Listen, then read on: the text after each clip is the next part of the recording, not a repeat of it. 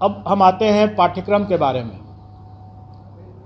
पाठ्यक्रम या और परीक्षा की जो संरचना है वो हम लोगों ने इस तरीके से डिसाइड किया है कि एक पेपर जो होगा वो क्वालिफाइंग नेचर का है और वो भाषा का पेपर जो है वो क्वालिफाइंग नेचर का है। उसमें उसको सिर्फ पास करना है, उसका मेरिट में नहीं जुटेगा वो। उसमें भाषा में 2 सेक्शन रहेगा। एक सेक्शन अंग्रेजी है जो सबको करना है और दूसरा सेक्शन में विकल्प है, मतलब कि वो हिंदी, उर्दू या बांग्ला। क्योंकि हमारे पास जो पद आए हैं प्राथमिक में, उसमें बांग्ला के लिए 148 पद है, उर्दू के लिए 12,729 पद है और बाकी जो प्राथमिक के जो बाकी हैं वो सामान्य मतलब हिंदी के हैं। ये जो क्वालिफाइंग वाला जो मामला है जिसमें 25 मार्क्स का अंग्रेजी और मैं आपकी जिज्ञासा को जल्दी ही शांत कर दूंगा। 25 मार्क्स जो रहेगा वो, और सभी एग्ज़ाम जो हमारे हैं वो MCQ बेस्ड हैं, मतलब कि ऑब्जेक्टिव टाइप के हैं, मल्टीपल चॉइस क्वेश्चंस रहेंगे।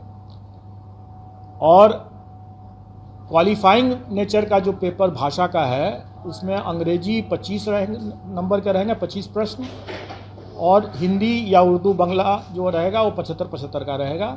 उसमें से कोई एक चुनना है उनको। मतलब टोटल 100 नंबर के 100 प्रश्न रहेंगे और पूरे पेपर में उनको 30% मतलब कि 30 नंबर न्यूनतम लाना होगा, तभी वो पास करेंगे, नहीं तो वो परीक्षा से, प्रतियोगिता से बाहर हो जाएंगे। इसमें जो लोगों को जो जिज्ञासा है कि पहला कि क्या 30% अंग्रेजी में अलग और हिंदी में अलग लाना है, तो ऐसी बात नहीं है। संयुक्त रूप से उनको 30% लाना है, मतलब 30 नंबर लाना है। इसके बाद अब मेन पेपर होगा।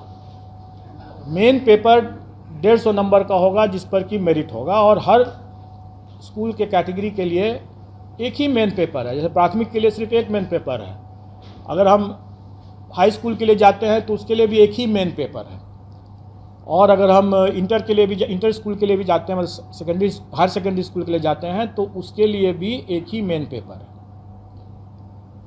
एक ही पेपर उसके बाद देना है। और वो अगर कोई अभ्यर्थी अगर तीनों श्रेणी के लिए अप्लाई करता है तो स्वाभाविक है कि उसको फिर तीनों पेपर देना होगा। अलग अलग दिन होगा लेकिन देना होगा तीनों। फिर मेरिट लिस्ट अलग अलग बनेगा क्योंकि सबके लिए अलग अलग वो परीक्षा है। अब रही बात कि जो भी 150 नंबर का जो मेन पेपर हुआ उसका कंपोजिशन इस तरह से रहेगा कि 100 क्वेश्चंस तो रहेंगे वही जो वो अपने विद्यार्थियों को पढ़ाते हैं। उसका टॉपिक, उसका चैप्टर, उसका विषय वो वही होगा जो अपने बच्चों को पढ़ाते हैं स्कूल में। इसलिए अगर ये जिज्ञासा है कि उसका हम सिलेबस में विस्तार करके दें, तो मेरा ये कहना होगा कि बिहार एग्जामिनेशन बोर्ड का जो सिलेबस है बच्चों के लिए, उसी को देख लें, उसी को पढ़ लें, चैप्टर उसी के हिसाब से कंप्लीट कर लें, उनका डिटेल सिलेबस हो जाएगा। अगर मान लें कि अगर कोई फिजिक्स का देखता है या कोई हिंदी का देखता है, तो जो अगर कोई इंटर का अगर है वो विषय, तो इंटर में जो पढ़ाई होती है एक फिजिक्स के स्टूडेंट के लिए, उसका वही रहेगा, चैप्टर कंटेंट्स वही रहेगा। प्राथमिक विद्यालय में भी अगर जो बच्चों को जो पढ़ाते हैं शिक्षक, वो वही रहेगा, कंटेंट वही, चैप्टर्स वही रहेंगे। मतलब सिलेबस का जो विस्तार, डिटेल सिलेबस की जो लोग मांग कर रहे हैं वो करना ज़रूरत नहीं है, क्योंकि अगर उसको देखना है तो अपने बिहार एजुकेशन बोर्ड का सिलेबस बच्चों का उठा कर देख लें और उसी की पढ़ाई कर लें। अब रही बात कि शिक्षक हैं वो बच्चों से उनका ज्ञान ज़्यादा होना चाहिए, बच्चों से उनका स्तर ज़्यादा होना चाहिए, तभी तो पढ़ा पाएंगे। तो स्वाभाविक है कि प्राथमिक शिक्षक के लिए जो अभ्यर्थी होंगे उनका चैप्टर तो वही होगा जो बच्चों को पढ़ाने वाला है।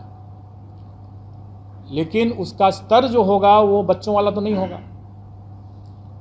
उनका स्तर जो उनके लिए जो जैसे प्राथमिक शिक्षक के लिए न्यूनतम निर्धारित योग्यता जो है वो इंटर है,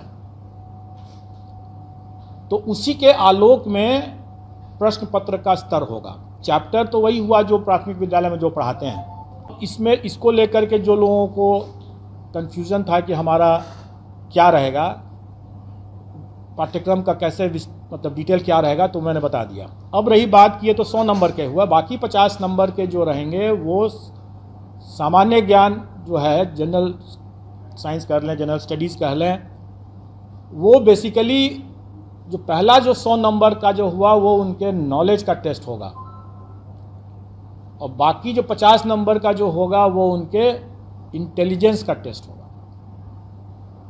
मतलब कि उसमें मेंटल एबिलिटी रहेगा वगैरह वगैरह, रीजनिंग रहेगा और इसी तरह के मिलते जुलते चीज़ रहेंगे जो उनके कुछ हो सकता है कि सामान्य तरह का जो एक किसी भी जागरूक नागरिक को या शिक्षक को थोड़ा बहुत ज्ञान होना चाहिए सामान्य ज्ञान का, तो वो उसी तरह का रहेगा। वो बहुत ऐसा बिल्कुल नहीं रहेगा कि हम कोई जो लोग ये आशंकित हो रहे हैं कि हम एसडीएम बना रहे हैं, ऑफिसर बना रहे हैं, ऐसी बात नहीं है।